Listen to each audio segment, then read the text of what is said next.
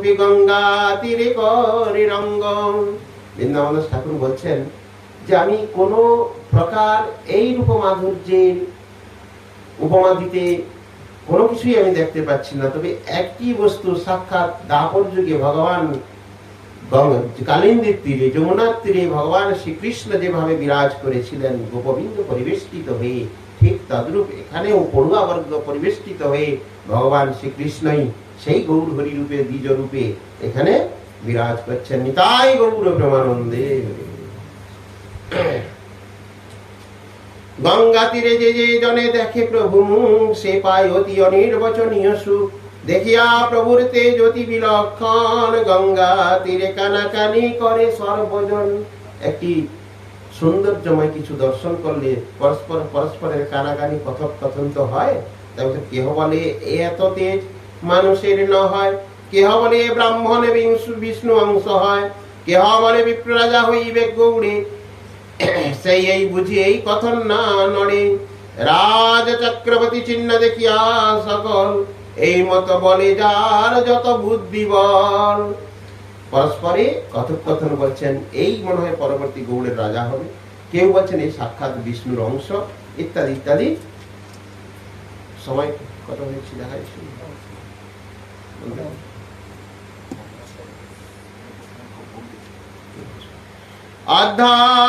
প্রতি সব কটাক্ষ করিয়া ব্যাখ্যা করে প্রভু গঙ্গা সমীপে বসিয়া। হয় ব্যাখ্যা নয় করে হয় সকল খণ্ডিয়া শেষে সকল স্থাপয়। শুদ্ধা সরস্বতী যার দাসী, তিনি সেই শাস্ত্রে অলঙ্কার আদি যে ব্যাখ্যা নয়কে হয়, হয়কে নয় করার যিনি ক্ষমতা রাখেন, তার কাছে কি ব্যাখ্যা কারোর টিকে? তাই বলছেন কর্তুম অকর্তুম অন্নদা কর্তুম সমর্থন হচ্ছেন ভগবান। তিনি সাক্ষাৎ স্বয়ং নিজে বিরাজিত। পড়ুয়াকে উপলক্ষ করে, পণ্ডিত বর্গকে উপলক্ষ করে বহু প্রকার ব্যাখ্যা করছেন, আবার খণ্ডন করছেন, পুনরায় সেটাকে স্থাপনও করতেছেন। এইভাবে হয়কে নয়, নয়কে হয় করে তিনি তার পাণ্ডিত্যতা, বিদ্যার যে বিলাস, পাণ্ডিত্যতা দ্বারা এক লীলা বিলাস করছেন। প্রভু বলে তারে আমি বলি যে পণ্ডিত, এই একবার ব্যাখ্যা করে আমার সহিত। এইভাবে করতে করতে ভগবান তিনি কি হয় আস্ফালন করছেন যে আমি তাকেই পণ্ডিত ভাববো যে আমার সঙ্গে এসে তর্ক যুদ্ধ করবে, অর্থাৎ আমার সঙ্গে ব্যাখ্যায় বসবে। আমি যার সঙ্গে ব্যাখ্যা করতে পারি, এরকম কেউ যদি আমার সম্মুখে এসে বসে, তাকেই আমি পণ্ডিত বলে মানব। এই মত ঈশ্বর ব্যঞ্জন অহংকার সর্বগর্ব চূর্ণ হয় শুনিয়া সবার। এই কথা শ্রবণ করে কে আর সম্মুখে আসবে? ইতিপূর্বে আমরা তো শ্রবণ করেছিলাম যে মুরারি এবং এদেরকে পেয়ে, সামনে পেলেই মহাপ্রভু অলঙ্কার বিবিধ আদি দ্বারা ব্যাখ্যা আদি করতেন না। তিনারা যারা ভগবত ভক্ত, তিনারা সাক্ষাৎ ভগবান বলে তো তার কথা জানতে পারছেন না। তাই অতীব কথোপকথনের ভয়ে অন্য পথ দিয়ে তারা চলে যেতেন। প্রতিদিন 10-20 ব্রাহ্মণ কুমার আসিয়া প্রভুর পায় করে নমস্কার। পণ্ডিত আমরাও পড়িবাও তোমার স্থানে, কিছু জানি হেন কৃপা করিবায় আপনে। সেই সময় আজ থেকে 539 বছর পূর্বে শ্রীমান মহাপ্রভু আবির্ভূত হয়েছিলেন। তো এখন পণ্ডিত সারা ভারতবর্ষে পাণ্ডিত্যতা প্রদান বা পাণ্ডিত্য হতে গেলে তাকে কিন্তু বিদ্যা অর্জন করতে হয় ওই নবদ্বীপের টোলে। অতএব সেই কারণে সারা ভারতবর্ষের যত পড়ুয়া বর্গ যারা পণ্ডিত বিদ্যা অর্জন করছেন বা বিদ্যা যারা অধ্যাপন করছেন, আবার অধ্যাপকও ওখানে, শিক্ষক এবং শিক্ষা গ্রহণকারী ছাত্র আদি সবই ওইখানে। মানে নবদ্বীপেই ছিলেন। তাই বলছেন প্রতিদিন 10, 20, 25 লাখ লাখ হাজার হাজার সব আসছে কোথায়? মহাপ্রভুর কাছে বিদ্যা অর্জন করার জন্য, তার কাছে প্রণাম আদি করে আপনি আমাদের বিদ্যা প্রদান করুন, আপনার কাছে আমরা বিদ্যা অর্জন করব।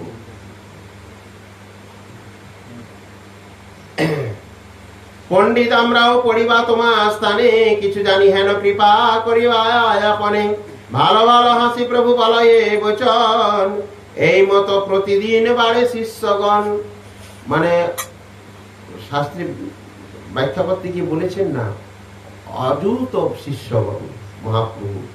সেটা কিভাবে হয়েছে তার কিঞ্চিত ব্যাখ্যা করে প্রদান করলেন, যে প্রত্যেক দিন নতুন নতুন কিছু পড়ুয়া এসে মহাপ্রভুর কাছে বলছেন যে আমি আপনার কাছে বিদ্যা অর্জন করব। এখন মহাপ্রভু হেসে বলছেন ভালো ভালো ভালো। এই মতো প্রত্যেক দিন তার শিষ্য বাড়ছেন। গঙ্গা তীরে শিষ্য সঙ্গে মণ্ডলী করিয়া, বৈকুণ্ঠের চূড়ামণি আছেন বসিয়া, চতুর্দিকে দেখে সর্ভাগ্যবন্ত লোক, সর্বনবদ্বীপে প্রভু প্রভাবে অসুম। সে আনন্দ যে যে ভাগ্যবন্ত দেখিলে, কোন জন আছে তাহা ভাগ্য বলিবেন। সে আনন্দ দেখিলেই যে সুকৃতি জন, তানে দেখিলেও খণ্ডে সংসার বন্ধন। সাক্ষাৎ যারা মহাপ্রভুর কৃপা লাভ করেছেন, সাক্ষাৎ সেই সময় যারা মহাপ্রভুর সান্নিধ্যে গেছেন, তাদেরকেও যারা দর্শন করেছেন, তারা তৎক্ষণাৎ সংসার বন্ধন থেকে মুক্ত হয়ে গেছে। নিতাই গৌর প্রেমানন্দে। তাই বলছেন, হইল পাপিষ্ট জন্ম না হইল তখনে, হইলাম বঞ্চিত সে সুখ দর্শনে, তথাপি ওই কৃপা কর গৌরচন্দ্র, সে লীলা স্মৃতি মোর হোক জন্ম জন্ম। বৃন্দাবন দাস ঠাকুর বলছেন, এই যে ঋষি বা শাস্ত্র, সাক্ষাৎ বৃন্দাবন দাস ঠাকুর যেমন চৈতন্য ভাগবতের রচয়িতা, অর্থাৎ ভাগবতের যেমন ব্যাস, চৈতন্য ভাগবতের ব্যাস হচ্ছে বা গৌর লীলার ব্যাস হচ্ছেন বৃন্দাবন দাস ঠাকুর। অনেকে তর্কের দ্বারা অনেক কিছু প্রয়োগ করেন, কিন্তু ইনারা সাক্ষাৎ সেই লীলা দর্শন করছেন। তার কিঞ্চিত এইখানে আপনি উপলব্ধি করুন। তিনি বলছেন, নিজেকে শ্লাঘা করছেন যে যদ্যপি সেই অবস্থায় আমার জন্ম হয় নাই, সেই সুখ থেকে আমি বঞ্চিত, তথাপি আমি আনন্দিত, কারণ সেই লীলা আমি কিসের দ্বারা দর্শন করছি? মানে ব্যাখ্যা করতে করতে তার দর্শন হচ্ছে। যারা হরি ভজন করেন তাদেরকে বিভিন্ন সিরিয়াল আদি দেখার নিষেধ কেন মুনি ঋষি বা সাধু সন্ত বা মহারাজগণ করেন, আপনারা একটা উপলব্ধি করে দেখবেন। অনেকের মুখে আমি শুনেছি যে আমরা তো অন্য কিছু দেখছি না, মহাভারত দেখছি, রামায়ণ দেখছি, কৃষ্ণলীলা দেখছি। আবার অনেকে সময় থাকতে থাকতে চেয়ার পেতে টিভির গোড়ায় হরিনাম নিয়ে বসে গেছে, যে নামে মন না ওইদিকে মন, সে তো ভগবানই জানে। এটা মনে কিছু করার নেই।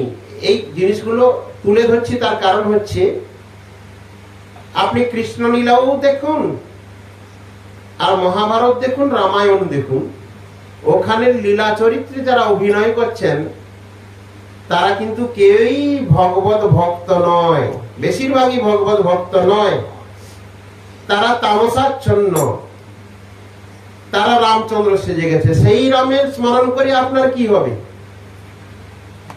আপনি তো রামরূপী একজন ব্যক্তির স্মরণ করছেন। শাস্ত্র কিন্তু তা বলছে না। শাস্ত্রে আপনি যখনই রামায়ণ পড়বেন তখন কিন্তু আপনার মনে রামের এখানে যে তার লীলা বিরাজ, কিছুক্ষণ আগে মহাপ্রভুর যে শ্রী অঙ্গের মহিমা বর্ণন হয়েছিল, সেই বর্ণনটা শ্রবণ করতে করতে মনে মনে তিনি সাক্ষাৎ যারা উপলব্ধি করতে পারবেন তার দর্শন পাবেন।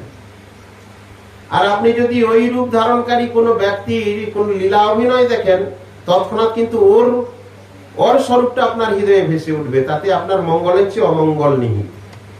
তাই যখনই কৃষ্ণ লীলা শ্রবণ করবেন তখন কৃষ্ণ হৃদয়ে আবির্ভূত হবেন।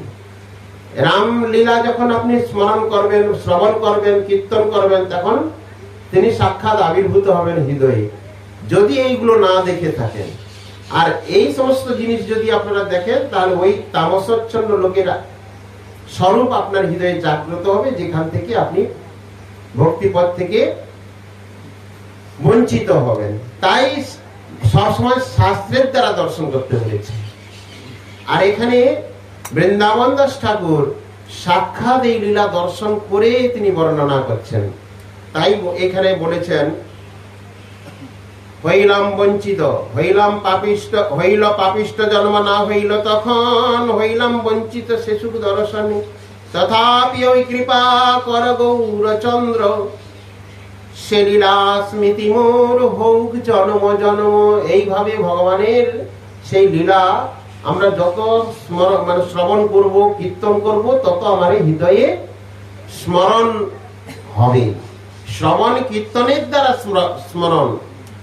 স্মরণটা অমনি আসবে না, শ্রবণ করতে হবে, শ্রবণ করতে করতে কীর্তন আসবে, কীর্তন করতে করতে স্মরণ আসবে। সেটাই হচ্ছে ভগবত ভক্তের শ্রেয়। সপার্ষদে তুমি নিত্যানন্দ যথা যথা লীলা কর, মুই যেন ভৃত্য হউ তথা। যেখানে ভগবান সপার্ষদ আবির্ভূত হয়ে লীলা বিলাস করেন, সেখানে যেন আমি ভৃত্য হয়ে তার সেই লীলা দর্শন করতে পারি। তাই এই আশা করছেন বৃন্দাবন দাস ঠাকুর। শ্রীকৃষ্ণ চৈতন্য নিত্যানন্দ চাঁদ জান, বৃন্দাবন দাস তো চুপদ যুগি গানিত ভাগবতী আদি খণ্ডে শ্রী গৌরাঙ্গস্য নাম ভ্রমণং বর্ণনং নাম দাস শুদ্ধায়।